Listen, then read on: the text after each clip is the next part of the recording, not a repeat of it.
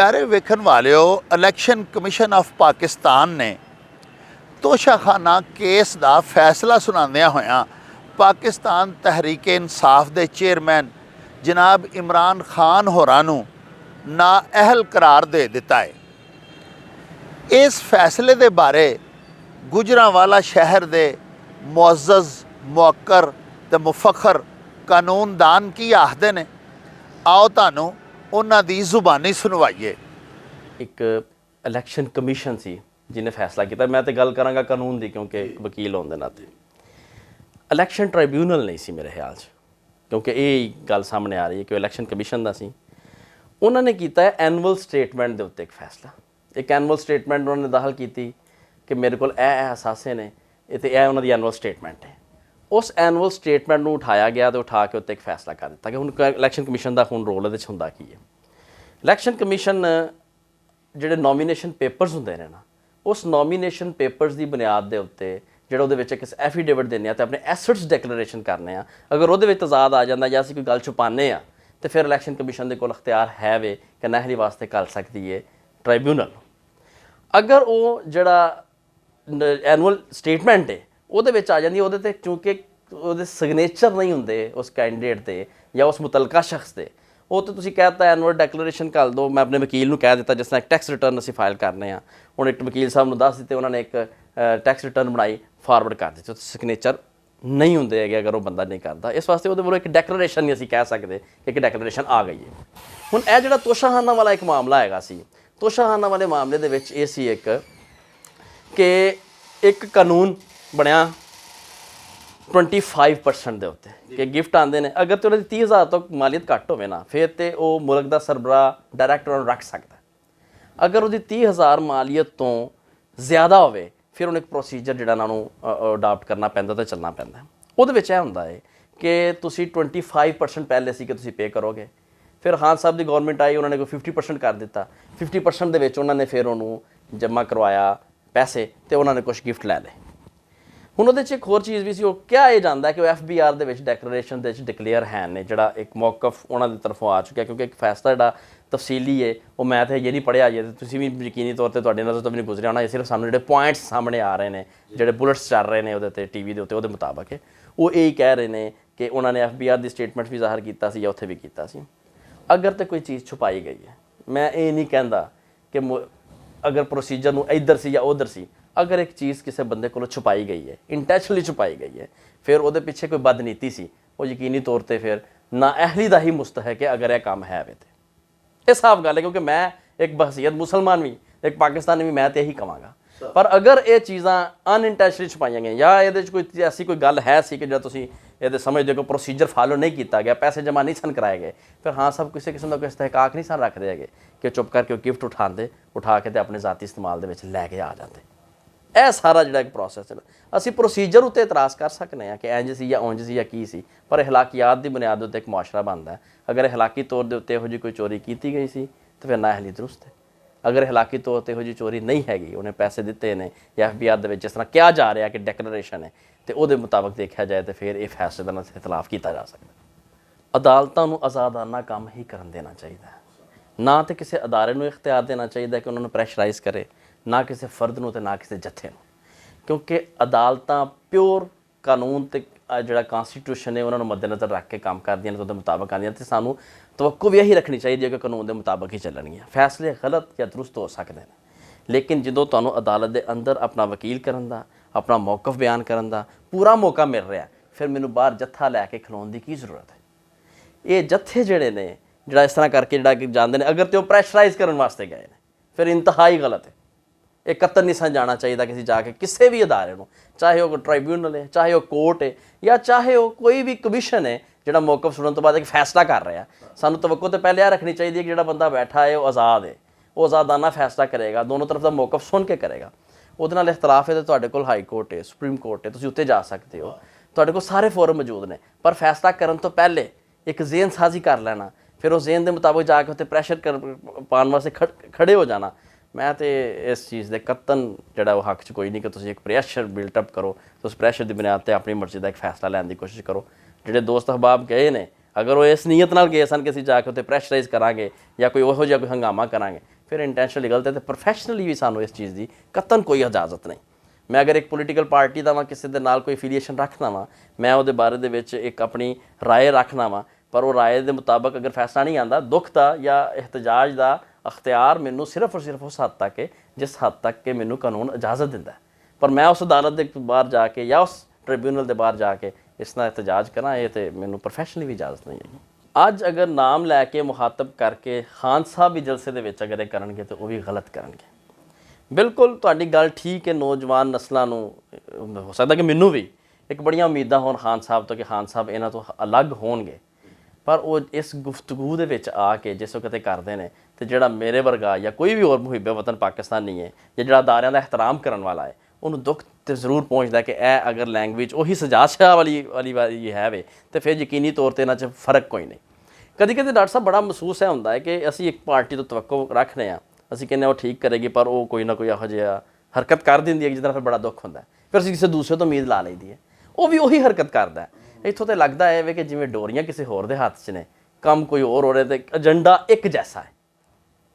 ਆਵਾਮ ਸ਼ਾਇਦ ਤੇ ਅਦਾਰਿਆਂ ਦਾ ਇਹਤਰਾਮ ਜਿਹੜਾ ਨਾ ਉਹ ਸ਼ਾਇਦ ਇਹਨਾਂ ਦੇ ਸਾਹਮਣੇ ਕੁਛ ਵੀ ਨਹੀਂ ਹੈਗਾ।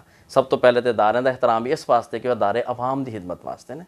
ਅਸਲ ਜਿਹੜਾ ਇਹਤਰਾਮ ਹੈ ਉਹ ਇਸ ਤਰ੍ਹਾਂ ਆਵਾਮ ਦਾ ਹੀ ਹੈ। ਅਗਰ ਇਹ ਅਦਾਰਿਆਂ ਦਾ ਇਹਤਰਾਮ ਨਹੀਂ ਕਰਨਗੇ, ਇਹਦਾ ਮਤਲਬ ਅਸੀਂ ਇਹ ਸਮਝਾਂਗੇ ਕਿ ਸਾਡੇ ਵੋਟ ਦਾ ਇਹਤਰਾਮ ਨਹੀਂ ਹੋ ਰਿਹਾ, ਸਾਡਾ ਇਹਤਰਾਮ ਨਹੀਂ ਹੋ ਰਿਹਾ। ਇੱਕ ਅਰਸੇ ਤੋਂ ਗੁਜਰਾਂਵਾਲਾ ਦੀ ਆਵਾਮ ਨੇ ਸਿਰਫ ਇੱਕ ਪੋਲੀਟੀਕਲ ਪਾਰਟੀ ਨੂੰ ਮੁੰਤਖਬ ਕੀਤਾ ਹੋਇਆ, ਪਰ ਉਸ ਪੋਲੀਟੀਕਲ ਪਾਰਟੀ ਨੇ ਅਗਰ ਇੱਕ ਦਫਾ ਸਾਨੂੰ ਡਿਲੀਵਰ ਨਹੀਂ ਕੀਤਾ, 2 ਦਫਾ ਨਹੀਂ ਕੀਤਾ, 3 ਦਫਾ ਨਹੀਂ ਕੀਤਾ, ਤੇ ਕਿਆ ਇੱਕ ਬਾਸ਼ਊਰ ਆਵਾਮ ਹੋਣ ਦੇ ਨਾਤੇ ਸਾਨੂੰ ਇਹ ਚਾਹੀਦਾ ਨਹੀਂ ਸੀ ਕਿ ਅਸੀਂ ਪਾਰਟੀ ਹੀ ਤਬਦੀਲ ਕਰ ਲੈਂਦੇ।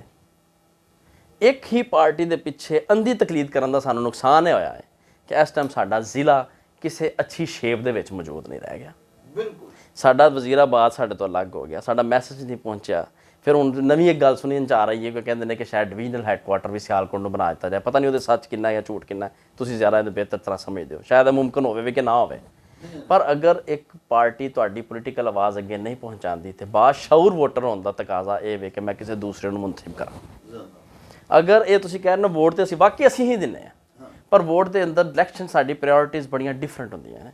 ਜਿੰਨੀ ਦੇਰ ਤੱਕ ਅਸੀਂ ਇਹ ਨਹੀਂ ਨਾ ਸੋਚਾਂਗੇ ਕਿ ਇਹ ਜਿਹੜਾ MNA ਜਾਂ MP ਹੈ, ਜਿਹੜਾ ਸ਼ਖਸ ਖਲੋਤਾ ਹੈ ਮੇਰੀ ਬਰਾਦਰੀ ਦਾ ਤੇ ਜਾਂ ਮੇਰੇ ਖਾਨਦਾਨ ਦਾ ਹੈ ਜਾਂ ਮੇਰੇ ਜੱਥੇ ਦਾ ਹੈ, ਇਹ ਸੋਚੇ ਬਗੈਰ ਵੋਟ ਦੇਣਾ ਜ਼ਿਆਦਾ ਜ਼ਰੂਰੀ ਹੈ। ਦੇਖੀਏ ਕਿ ਇਹਦੇ ਵੋਟ ਦਾ ਅਸਰ ਉੱਤੇ ਤੱਕ ਹੀ ਜਾਣਾ।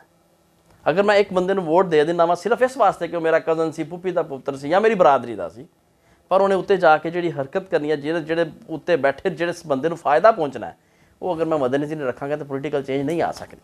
ਅਸਲ 'ਚ ਅਸੀਂ ਸ਼ਊਰ ਦੀ ਬਜਾਏ ਜੱਥੇ ਦੀ, ਬਰਾਦਰੀ ਦੀ ਸਿਆਸਤ ਦੇ ਵਿੱਚ ਜ਼ਿਆਦਾ ਫਸ ਚੁੱਕੇ ਹੋਏ ਹਾਂ। ਜਿੰਨੇ ਤੱਕ ਇੱਥੋਂ ਨਹੀਂ ਨਿਕਲਾਂਗੇ ਉਹ ਸਾਨੂੰ ਸ਼ਊਰ ਨਹੀਂ ਆਏਗਾ। ਸ਼ਊਰ ਹਮੇਸ਼ਾ ਉਸ ਵਕਤ ਆਵੇਗਾ ਜਿਸ ਵਕਤ ਅਸੀਂ ਬਿਲਕੁਲ ਇਹ ਜਿਹੜੇ ਕਬੀਲਿਆਂ ਵਾਲੀ ਪਹਿਚਾਣ ਤੋਂ ਤੇ ਜੱਥਿਆਂ ਵਾਲੀ ਪਹਿਚਾਣ ਤੋਂ, ਖਾਨਦਾਨ ਵਾਲੀ ਪਹਿਚਾਣ ਤੋਂ ਹਟਾਂਗੇ। ਉਹ ਮਿਆਰ 'ਤੇ ਜਿਸ ਵਕਤ ਪਹੁੰਚਾਂਗੇ ਖੁਦ ਬਖੁਦ ਸ਼ਊਰ ਆਉਣਾ ਸ਼ੁਰੂ ਹੋਏਗਾ। ਅਸਲ ਅਸੀਂ ਖੁਦ ਸ਼ਊਰ ਲੈਣਾ ਨਹੀਂ ਚਾਹੁੰਦੇ। ਇਹ ਗੱਲ ਹੈ ਸਰ, ਗਲਤੀ ਵਾਕਈ ਡਾਕਟਰ ਸਾਹਿਬ ਸਾਡੀ ਆਪਣੀ ਹੈ ਕਿ ਅਸੀਂ ਇਹ ਗਲਤੀ ਦੇ ਉੱਤੇ ਕਰਕੇ ਜਿਹੜਾ ਵੋਟ ਗਲਤ ਬੰਦੇ ਨੂੰ ਦੇ ਦਿੰਦੇ ਹਾਂ, ਫਿਰ ਸਾਰੇ 5 ਸਾਲ ਅਸੀਂ ਉਹਦੇ 'ਤੇ ਪਿੱਟਦੇ ਵੀ ਹਾਂ, ਰੌਲਾ ਵੀ ਪਾਉਂਦੇ ਹਾਂ, ਪਰ ਅਗਲੇ ਸਾਲ ਅਸੀਂ ਫਿਰ ਉਹਨੂੰ ਹੀ ਵੋਟ ਦੇ ਦਿੰਦੇ ਹਾਂ। ਤੁਸੀਂ ਅੰਦਾਜ਼ਾ ਲਾਓ ਕਿ ਇਲੈਕਟੇਬਲਸ ਦੀ ਇੰਨੀ ਅਹਿਮੀਅਤ ਹੋ ਗਈ ਕਿ ਨਵੀਂ ਪੋਲੀਟੀਕਲ ਪਾਰਟੀ ਤਹਿਰੀਕ ਇਨਸਾਫ ਨੂੰ ਵੀ ਉਹੀ ਚਿਹਰੇ ਅੱਗੇ ਲਿਆ ਕੇ ਆਣੇ ਪਏ, ਸਿਵਾਏ ਕਿ ਇਮਰਾਨ ਖਾਨ ਤੋਂ ਇਰਦ ਗਿਰਦ ਦੇ ਅਫਰਾਦ ਦੇ ਵਿੱਚ ਕੋਈ ਤਬਦੀਲੀ ਨਜ਼ਰ ਨਹੀਂ ਆਉਂਦੀ। ਇਸ ਵਾਸਤੇ ਤੇ ਫਿਰ ਕਦੀ ਕਦੀ ਇਹ ਮਹਿਸੂਸ ਹੁੰਦਾ ਹੈ ਕਿ ਸ਼ਾਇਦ ਇੱਕ ਹੀ ਚੀਜ਼ ਹੈ ਬਦਲ ਕੇ ਆ ਜਾਂਦੀ ਹੈ ਤੇ ਸਾਨੂੰ ਜਿਹੜਾ ਨਾ ਸਾਨੂੰ ਰਿਲੀਫ ਦੇਣ ਵਾਸਤੇ ਇਹਨਾਂ ਕੋਲ ਕੁਛ ਨਹੀਂ ਹੈਗਾ। ਇਹ ਜਿਹੜਾ ਇਮਰਾਨ ਖਾਨ ਦੇ ਖਿਲਾਫ ਫੈਸਲਾ ਆਇਆ ਹੈ ਚੀਫ ਇਲੈਕਸ਼ਨ ਕਮਿਸ਼ਨਰ ਦਾ, ਇਹ ਅਗਰ ਸਮਝਿਆ ਜਾ ਰਿਹਾ ਹੈ ਕਿ ਇਮਰਾਨ ਖਾਨ ਦੇ ਖਿਲਾਫ ਹੈ ਜਾਂ ਇਹ ਬੁਗਸ ਤੇ ਜਾਂ ਹਸਦ ਦੀ ਵਜ੍ਹਾ ਤੋਂ ਹੈ, ਤੇ ਇਹਦੇ ਵਾਸਤੇ ਕੋਈ ਅਸਮਾਨ ਸਰ ਤੇ ਉਠਾਉਣ ਦੀ ਜ਼ਰੂਰਤ ਨਹੀਂ। ਇਹਦੇ ਵਾਸਤੇ ਪਾਕਿਸਤਾਨ ਨੂੰ ਮਜ਼ੀਦ ਖਰਾਬੀ ਵੱਲ ਲਿਜਾਣ ਦੀ ਜ਼ਰੂਰਤ ਨਹੀਂ, ਬਲਕਿ ਸਾਡੇ ਬੜੇ ਮੁਅੱਜ਼ਜ਼ ਅਦਾਰੇ ਮੌਜੂਦ ਨੇ, ਹਾਈ ਕੋਰਟਸ ਮੌਜੂਦ ਨੇ, ਸੁਪਰੀਮ ਕੋਰਟਸ ਮੌਜੂਦ ਨੇ, ਜਿਹੜੇ ਕਿ ਜਿਨ੍ਹਾਂ ਨੇ ਹਮੇਸ਼ਾ ਕਾਨੂੰਨ ਦੇ ਔਰ ਆਈਨ ਦੇ ਮੁਤਾਬਕ ਫੈਸਲਾ ਕੀਤਾ ਹੈ। ਔਰ ਇਲੈਕਸ਼ਨ ਕਮਿਸ਼ਨ ਦੇ ਕਈ ਦਰਜਨਾਂ ਫੈਸਲੇ ਐਸੇ ਨੇ ਜਿਹੜੇ ਉਹਨਾਂ ਸੈਟੀਸਫਾਈਡ ਕੀਤੇ ਨੇ, ख़त्म ਕੀਤੇ ਨੇ। ਲਿਹਾਜ਼ਾ ਇਹਨੂੰ ਕਾਨੂੰਨੀ ਤਰੀਕੇ ਨਾਲ ਔਰ ਅੱਛੇ ਤਰੀਕੇ ਨਾਲ ਮੈਨੇਜ ਕਰਕੇ ਇਹਦੇ ਵਾਸਤੇ ਹਾਈ ਕੋਰਟ ਸੁਪਰੀਮ ਕੋਰਟ ਜਾਇਆ ਜਾ ਸਕਦਾ ਹੈ। ਦੂਸਰੀ ਗੱਲ ਇਹ 'ਚ ਇਹ ਵੇ ਕਿ ਇਮਰਾਨ ਖਾਨ ਦੇ ਖਿਲਾਫ ਜਿਹੜਾ ਫੈਸਲਾ ਆਇਆ ਹੈ ਇਹ ਨਹਿਲੀ ਨਹੀਂ, ਇੱਕ ਵਾਰਨਿੰਗ ਹੈ। ਅਗਰ ਹੁਣ ਵੀ ਅਗਰ ਦਾਨਸ਼ਮੰਦੀ ਦਾ ਮੁਜ਼ਾਹਰਾ ਨਾ ਕੀਤਾ ਗਿਆ, ਅਗਰ ਅਕਲਮੰਦੀ ਦਾ ਮੁਜ਼ਾਹਰਾ ਨਾ ਕੀਤਾ ਗਿਆ, ਅਗਰ ਹਕਮਤ ਦਾ ਮੁਜ਼ਾਹਰਾ ਨਾ ਕੀਤਾ ਗਿਆ, ਅਗਰ ਸੂਝ ਬੂਝ ਨਾਲ ਕੰਮ ਨਾ ਲਿਆ ਗਿਆ, ਅਗਰ ਪਾਕਿਸਤਾਨ ਦੇ ਮਫਾਦ ਨੂੰ ਮੱਦੇਨਜ਼ਰ ਨਾ ਰੱਖਿਆ ਗਿਆ, ਅਦਾਰਿਆਂ ਦੀ ਤਜ਼ੀਮ ਤਕਰੀਮ ਨਾ ਕੀਤੀ ਗਈ ਤੇ ਇਸ ਤੋਂ ਬਾਅਦ ਸਖਤ ਫੈਸਲੇ ਵੀ ਆ ਸਕਦੇ ਨੇ। ਔਰ ਪੂਰਾ ਟ੍ਰੇਲਰ ਅਭੀ ਟ੍ਰੇਲਰ ਚੱਲਿਆ ਹੈ, ਪੂਰੀ ਫਿਲਮ ਚੱਲ ਸਕਦੀ ਹੈ ਔਰ ਇਹ ਨਾ ਹੋਵੇ ਕਿ ਪੂਰੀ ਫਿਲਮ ਜਿਹੜੀ ਹੈ ਉਹ ਕਈ ਸਾਲ ਤੱਕ ਪਰਦਾ ਸਕਰੀਨ ਤੱਕ ਚੱਲਦੀ ਰਹੇ। ਇਮਰਾਨ ਖਾਨ ਸਾਹਿਬ ਨੂੰ ਵੀ ਚਾਹੀਦਾ ਹੈ ਔਰ ਸਾਡੀ ਜਿਹੜੀ ਆਵਾਮ ਹੈ, ਪਬਲਿਕ ਹੈ, ਉਹਨੂੰ ਵੀ ਇਹ ਗੱਲ ਮੱਦੇਨਜ਼ਰ ਰੱਖਣੀ ਚਾਹੀਦੀ ਹੈ ਕਿ ਪਾਕਿਸਤਾਨ ਇੱਕ ਬਹੁਤ ਅਹਿਮ ਮੁਲਕ ਹੈ, ਐਟਮੀ ਮੁਲਕ ਹੈ। ਇਹਦਾ ਇੱਜ਼ਤ ਔਰ ਵਕਾਰ ਬਹਾਲ ਰਹਿਣਾ ਚਾਹੀਦਾ ਹੈ। ਔਰ ਜਿਹੜੇ ਪਾਕਿਸਤਾਨ ਦੇ ਮੁਅੱਜ਼ਜ਼ ਅਦਾਰੇ ਨੇ, ਜੁਡੀਸ਼ਰੀ ਹੈ, ਦਫਾ ਦਾ ਸਾਡਾ ਮਹਿਕਮਾ ਹੈ, ਪੁਲਿਸ ਹੈ ਔਰ ਫੌਜ ਹੈ, ਫੌਜ ਦੇ ਹੁਣ ਤੱਕ 60,000 ਉਹਨਾਂ ਦੇ ਜਿਹੜੇ ਲੋਕ ਨੇ ਉਹ ਸ਼ਹੀਦ ਹੋ ਚੁੱਕੇ ਨੇ। ਇਹ ਜਿਹੜੇ ਸਿਆਸਤਦਾਨ ਜਿਨ੍ਹਾਂ ਨੇ ਆਪਣੀ ਜ਼ੁਬਾਨ ਮੂੰਹ 'ਚ ਨਹੀਂ ਪਾਉਂਦੇ, ਇਹਨਾਂ ਦੀ ਤੇ ਉਂਗਲੀ ਵੀ ਸ਼ਹੀਦ ਨਹੀਂ ਹੋਈ ਅੱਜ ਤੱਕ।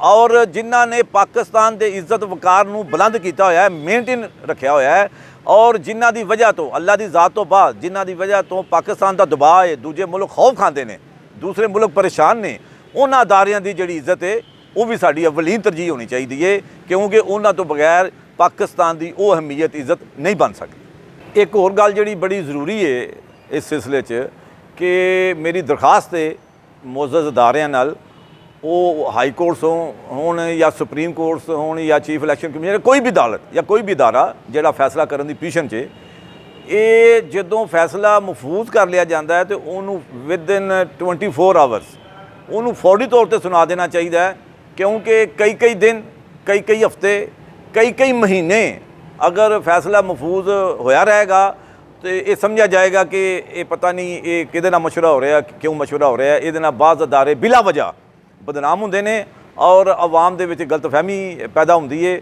ਔਰ ਹੁਣ ਚੂੰਕਿ ਇੱਕ ਮੀਡੀਆ ਦਾ ਦੌਰ ਹੈ, ਸਮਝਿਆ ਜਾਂਦਾ ਫਿਰ ਕਿ ਇਹ ਜੋ ਕੀਤਾ ਗਿਆ ਹੈ ਇਹ ਬਾਇਸੇ ਹਸਦ ਹੈ, ਬਾਇਸੇ ਬੁਗਜ਼ ਹੈ ਔਰ ਕਿਸੇ ਖਾਸ ਵਜ੍ਹਾ ਤੋਂ ਐਸਾ ਕੀਤਾ ਜਾ ਰਿਹਾ ਹੈ। ਮੇਰੀ ਦਰਖਾਸਤ ਹੈ ਮੁਅੱਜ਼ਜ਼ ਅਦਾਰਿਆਂ ਨਾਲ ਕਿ ਜਿਹੜਾ ਫੈਸਲਾ ਮਹਿਫੂਜ਼ ਕਰ ਲਿਆ ਜਾਏ ਉਹਨੂੰ 24 ਆਵਰਸ ਦੇ ਵਿੱਚ ਸੁਣਾ ਦੇਣਾ ਚਾਹੀਦਾ ਜੀ। ਇਹ ਚੂੰਕਿ ਕੱਲ੍ਹ ਜਿਹੜਾ ਇਮਰਾਨ ਖਾਨ ਦੇ ਖਿਲਾਫ ਨਾਅਹਿਲੀ ਦਾ ਫੈਸਲਾ ਆਇਆ, ਇਹਦੇ ਬਾਰੇ ਦੇ ਵਿੱਚ ਮੈਂ ਥੋੜ੍ਹਾ ਜਿਹਾ ਆਪਣੇ ਖਿਆਲਾਂ ਦਾ ਇਜ਼ਹਾਰ ਕਰਾਂਗਾ, ਕਾਨੂੰਨੀ ਵੀ ਤੇ ਮੁਆਸ਼ਰਤੀ ਵੀ।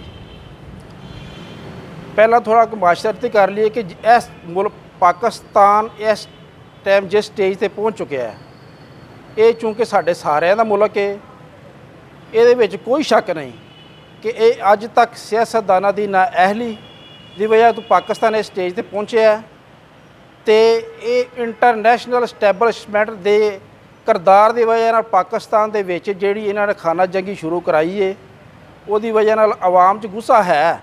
ਲੇਕਿਨ ਆਵਾਮ ਨੂੰ ਚਾਹੀਦਾ ਨਾਅਹਿਲੀ ਦੀ ਵਜ੍ਹਾ ਤੋਂ ਤੋੜ ਫੋੜ ਕਰਕੇ ਇੱਕ ਦੂਜੇ ਦਾ ਤੇ ਮੁਲਕ ਦਾ ਨੁਕਸਾਨ ਨਾ ਕਰਨ। ਇਸ ਦਾ ਮਜ਼ੀਦ ਪਾਕਿਸਤਾਨ ਨੂੰ ਨੁਕਸਾਨ ਹੋਏਗਾ। ਪਾਕਿਸਤਾਨ ਚੂੰਕਿ ਗ੍ਰੇ ਲਿਸਟ ਤੋਂ ਵੀ ਨਿਕਲ ਚੁੱਕਿਆ ਵੇ। ਪੁਰਅਮਨ ਇhtਜਾਜ ਪੂਰੀ ਦੁਨੀਆ ਦੇ ਵਿੱਚ ਹਰ ਬੰਦੇ ਦਾ ਹੱਕ ਹੁੰਦਾ, ਨਾਅਹਿਲੀ ਤੇ ਪੁਰਅਮਨ ਇhtਜਾਜ ਕਰਨਾ ਚਾਹੀਦਾ, ਲੇਕਿਨ ਇਹਦੇ ਦੇ ਕਾਨੂੰਨ ਨੂੰ ਹੱਥ ਨਹੀਂ ਲੈਣਾ ਚਾਹੀਦਾ। ਹੁਣ ਥੋੜ੍ਹੀ ਜਿਹੀ ਮੈਂ ਕਾਨੂੰਨੀ ਗੱਲ ਵੀ ਤੁਹਾਨੂੰ ਦੱਸ ਦਿਆਂ। ਮੇਰੀ ਅਕਲ ਦੇ ਮੁਤਾਬਕ ਜਾਂ ਮੈਂ ਜਿਹੜਾ ਥੋੜ੍ਹਾ ਕਾਨੂੰਨ ਪੜ੍ਹਿਆ, ਇਹ ਜਿਹੜਾ ਫੈਸਲਾ ਹੈ ਨਾਅਹਿਲੀ ਦਾ, ਇਹਦੇ ਵਿੱਚ ਇਹ ਆਇਆ ਕਿ ਇਮਰਾਨ ਖਾਨ ਨੇ ਆਪਣੇ ਗੋਸ਼ਵਾਰਿਆਂ ਦੇ ਵਿੱਚ ਤੋਸ਼ਾਖਾਨਾ ਦੇ ਵਿੱਚ ਜਿਹੜਾ ਕੋਈ ਘੜੀ ਲਈ ਹੈ ਜਾਂ ਹੋਰ ਕੋਈ ਚੀਜ਼ਾਂ ਲਈਆਂ ਨੇ, ਉਹਦਾ ਜ਼ਿਕਰ ਨਹੀਂ ਕੀਤਾ। ਹੁਣ ਗੋਸ਼ਵਾਰਿਆਂ ਦੇ ਬਾਰੇ ਦੇ ਵਿੱਚ ਜਿਹੜਾ ਕਾਨੂੰਨ ਹੈ ਉਹ ਇਹ ਵੇ ਕਿ ਕੋਈ ਵੀ ਰੁਕਨ ਅਸੈਂਬਲੀ ਉਹ 31 ਦਸੰਬਰ ਤੱਕ ਆਪਣੇ ਜਿੰਨੇ ਗੋਸ਼ਵਾਰੇ ਨੇ ਉਹ ਇਲੈਕਸ਼ਨ ਕਮਿਸ਼ਨ ਨੂੰ ਜਮ੍ਹਾਂ ਕਰਾਉਂਦਾ ਹੈ। ਇਲੈਕਸ਼ਨ ਕਮਿਸ਼ਨ ਦਾ ਅਗੂ ਕੰਮ ਹੈ ਕਿ 15 ਜਨਵਰੀ ਤੱਕ ਉਹਨਾਂ ਗੋਸ਼ਵਾਰਿਆਂ ਨੂੰ ਪਬਲਿਕ ਕਰ ਦਈਏ ਤੇ 16 ਜਨਵਰੀ ਤੋਂ ਬਾਅਦ ਅਗਰ ਕਿਸੇ ਨੇ ਗੋਸ਼ਵਾਰੇ ਜਮ੍ਹਾਂ ਨਹੀਂ ਕਰਾਏ ਤੇ ਉਹਦੇ ਖਿਲਾਫ ਕਾਰਵਾਈ ਕਰ ਦਈਏ। ਹੁਣ ਕਾਰਵਾਈ ਕਰਨ ਦਾ ਜਿਹੜਾ ਕਾਨੂੰਨ ਹੈ ਉਹ 137 ਸੈਕਸ਼ਨ ਹੈ ਇਲੈਕਸ਼ਨ ਪ੍ਰੈਕਟੀਸ਼ਨਰ ਐਕਟ ਦਾ। ਉਹਦੇ ਤਹਿਤ ਇਲੈਕਸ਼ਨ ਕਮਿਸ਼ਨ ਨੂੰ 120 ਦਿਨ ਦੇ ਅੰਦਰ ਅਗਰ ਕਿਸੇ ਨੇ ਗੋਸ਼ਵਾਰੇ ਜਮ੍ਹਾਂ ਨਹੀਂ ਕਰਾਏ ਜਾਂ ਉਹਦੇ ਵਿੱਚ ਕੋਈ ਗਲਤ ਬਿਆਨੀ ਕੀਤੀ ਹੈ, ਉਹ 120 ਦਿਨ ਦੇ ਅੰਦਰ ਉਹਦੇ ਕਾਰਵਾਈ ਕਰ ਸਕਦੀ ਹੈ। ਹੁਣ ਇੱਥੋਂ ਇਹ ਸਾਬਤ ਹੁੰਦਾ ਕਿ ਅਗਰ 31 ਦਸੰਬਰ ਤੱਕ ਇਮਰਾਨ ਖਾਨ ਨੇ ਆਪਣੇ ਗੋਸ਼ਵਾਰੇ ਸਹੀ ਤੌਰ ਤੇ ਜਮ੍ਹਾਂ ਨਹੀਂ ਕਰਾਏ, ਇਲੈਕਸ਼ਨ ਦੇ ਕਮਿਸ਼ਨ ਦੇ ਫੈਸਲੇ ਦੇ ਮੁਤਾਬਕ ਉਹਨੂੰ ਕਾਰਵਾਈ 120 ਦਿਨ ਦੇ ਅੰਦਰ ਅੰਦਰ ਕਰਨੀ ਸੀ, ਜਿਹੜੀ ਕਿ ਅਪ੍ਰੈਲ ਤੱਕ ਬਣਦੀ ਹੈ। ਉਹ ਸਾਲ ਦੇ ਕੁਸ਼ਵਾਰੇ ਇਮਰਾਨ ਖਾਨ ਨੇ ਚੂँਕਿ ਅਗਸਤ 'ਚ ਜਮ੍ਹਾਂ ਕਰਾਏ ਸਨ, ਫੈਸਲਾ ਅਪ੍ਰੈਲ ਤੱਕ ਕਰਨਾ ਸੀ, ਲੇਕਿਨ ਇਹਨਾਂ ਨੇ ਅੱਗੋਂ ਫੈਸਲਾ ਅਗਸਤ ਦੇ ਵਿੱਚ ਰੈਫਰੈਂਸ ਕੀਤਾ ਤੇ ਅਕਤੂਬਰ ਦੇ ਵਿੱਚ ਫੈਸਲਾ ਆ ਗਿਆ। ਤੇ ਚਲੋ ਇਸ ਬਾਰੇ ਦੇ ਵਿੱਚ ਮਾਮਲਾ ਕਿਉਂਕਿ ਇਹਨਾਂ ਨੇ ਹੁਣ ਇਸਲਾਮਾਬਾਦ ਹਾਈ ਕੋਰਟ ਦੇ ਵਿੱਚ ਚੈਲੰਜ ਕੀਤਾ ਵੇ, ਹੋਰ ਵੀ ਕਾਫੀ ਜੇ ਲਕੂਨਾਤ ਨੇ, ਜਿਹੜਾ ਕਿ ਮੇਰਾ ਖਿਆਲ ਹੈ ਕਿ ਸੁਪਰੀਮ ਕੋਰਟ ਮੁਲਕੀ ਹਾਲਾਤ ਨੂੰ ਵੀ ਮੱਦੇਨਜ਼ਰ ਰੱਖੇਗੀ, ਇੰਟਰਨੈਸ਼ਨਲ ਹਾਲਾਤ ਨੂੰ ਵੀ ਮੱਦੇਨਜ਼ਰ ਰੱਖੇਗੀ, ਫੈਸਲਾ ਇਹ ਆ ਜਾਏਗਾ। ਲੇਕਿਨ ਸਾਡੀ ਆਵਾਮ ਦੇ ਨਾਲ ਜਿਹੜੀ ਪੁਰਦੋਸ਼ ਕਿ ਪੁਰ ਅਮਨ ਰਹੋ, ਮੁਲਕੀ ਹਾਲਾਤ ਮਜ਼ੀਦ ਜਿਹੜੇ ਨੇ ਜਲਾਓ ਗਿਰਾਓ ਦਾ ਮੁਤਮਲ ਨਹੀਂ ਹੋ ਸਕਦੇ।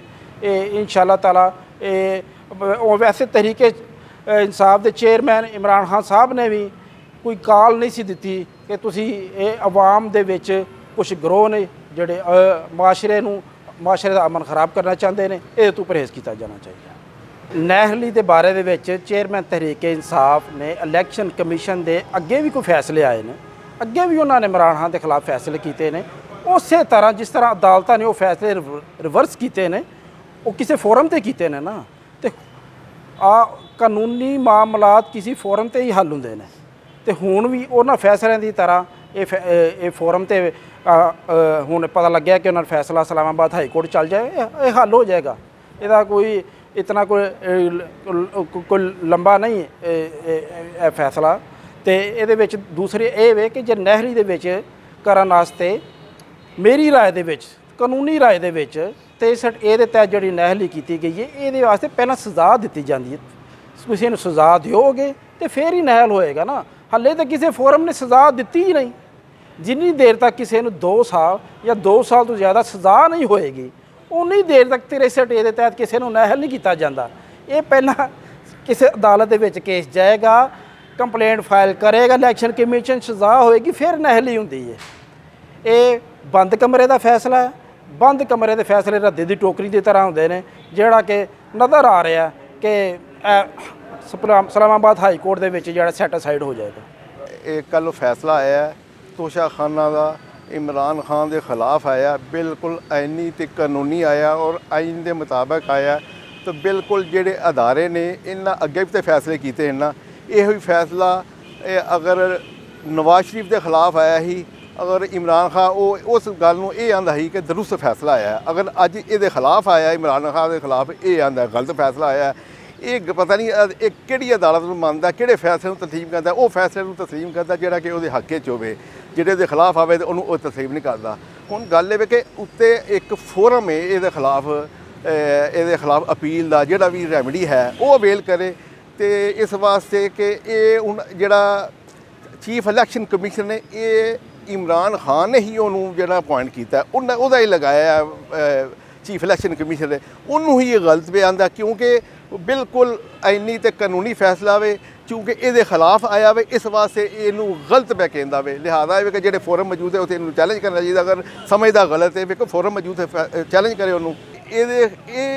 ਇਸੇ ਤਰ੍ਹਾਂ ਹੀ ਇਮਰਾਨ ਖਾਨ ਜਦੋਂ ਵਜ਼ੀਰ ਆਜ਼ਮ ਸੀ, ਉਦੋਂ ਜਦੋਂ ਆਪੋਜੀਸ਼ਨ ਇਸ ਗੱਲ ਨੂੰ ਜਲਾਓ ਘਰਾਓ ਕਰਦੀ ਸੀ, ਉਦੋਂ ਇਮਰਾਨ ਖਾਨ ਇਹਨੂੰ ਕੰਡੈਮ ਕਰਦਾ ਸੀ, ਬੁਰਾ ਕਹਿੰਦਾ ਸੀ ਕਿ ਨਹੀਂ ਹੋਣਾ ਚਾਹੀਦਾ, ਇਹ ਪਾਕਿਸਤਾਨ ਦਾ ਨੁਕਸਾਨ ਹੁੰਦਾ ਹੈ। ਤੇ ਇਸ ਵਾਸਤੇ ਹੁਣ ਅੱਜ ਅਗਰ ਇਮਰਾਨ ਖਾਨ ਦੇ ਹੀ ਬੰਦੇ ਜਿਹੜਾ ਉਹਦਾ ਬਿਆਨ ਸੀ, ਉਹ ਇਹੋ ਕੋਸ਼ਿਸ਼ ਕਰ ਰਹੇ ਨੇ ਕਿ ਪਾਕਿਸਤਾਨ ਚਲਾਓ ਘਰਾਓ ਕਰਦੇ ਨੇ, ਫਿਰ ਇਮਰਾਨ ਖਾਨ ਇਹਨੂੰ ਅੱਛਾ ਕਹਿੰਦਾ ਵੇ ਕਿ ਠੀਕ ਹੈ ਕਰਨਾ ਚਾਹੀਦਾ ਫੈਸਲੇ ਦੇ ਖਿਲਾਫ। ਲਿਹਾਜ਼ਾ ਮੈਂ ਇਸ ਗੱਲ ਨੂੰ ਬਿਲਕੁਲ ਕੰਡੈਮ ਕਰਨਾ ਵਾ। ਲਿਹਾਜ਼ਾ ਇਹ ਨਹੀਂ ਹੋਣਾ ਚਾਹੀਦਾ, ਇਹ ਫੈਸਲੇ ਤੋਂ ਤਸਲੀਮ ਕਰਨਾ ਚਾਹੀਦਾ ਇਮਰਾਨ ਖਾਨ ਨੂੰ। ਉਹ ਫੈਸਲੇ ਨੂੰ ਤਸਲੀਮ ਕਰਕੇ ਇਹਨੂੰ ਇਹ ਕਿ ਇਹਦੇ ਖਿਲਾਫ ਜਿਹੜਾ ਫੋਰਮ ਹੈ ਉੱਥੇ जाना चाहिए ਇਹਨੂੰ। इलेक्शन कमीशन का कल का जो फ़ैसला आया है जिसमें उसने इमरान खान को नाअहल किया है, वो इंतहाई तासुब, बुग़्ज़ और हसद पे मुबनी है। और मेरी इमरान खान साहब से गुजारिश है कि बजाय जलाओ गिराओ करने के, आपके पास फ़ोरम है, अदलिया का फ़ोरम है, आप इस्लामाबाद हाई कोर्ट जा सकते हैं, सुप्रीम कोर्ट जा सकते हैं। और मेरी राय में ये फ़ैसला जो है ये रद्दी की टोकरी में जाएगा उसी दिन। ਸਾਹਿਬੋ ਤੁਸੀਂ ਸਾਡੇ ਗੁਜਰਾਂਵਾਲਾ ਦੇ ਮਾਰੂਫ ਕਾਨੂੰਨਦਾਨਾਂ ਦੀਆਂ ਗੱਲਾਂ ਬਾਤਾਂ ਸੁਣੀਆਂ।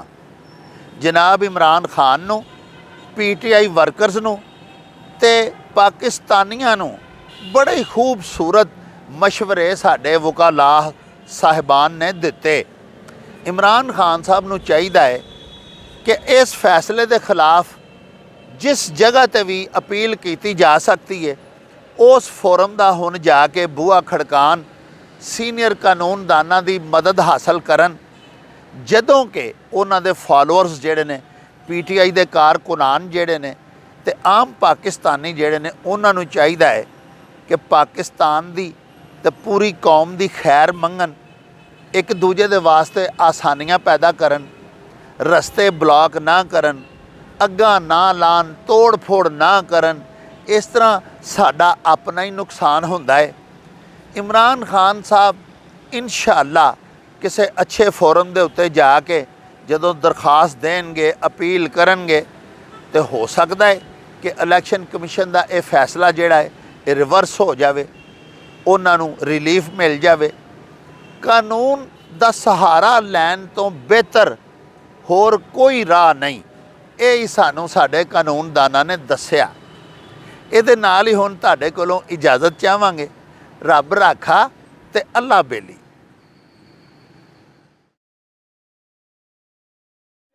ओ चल मेले नू चली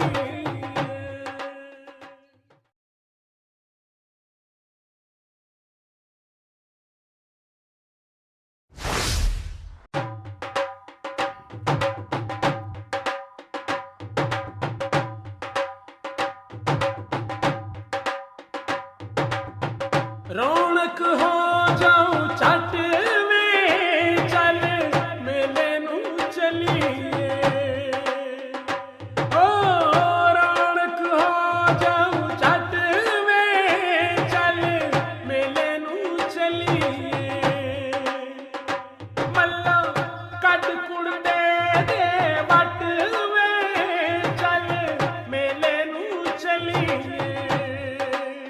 हाय चल मेले नू चलिए ओ चल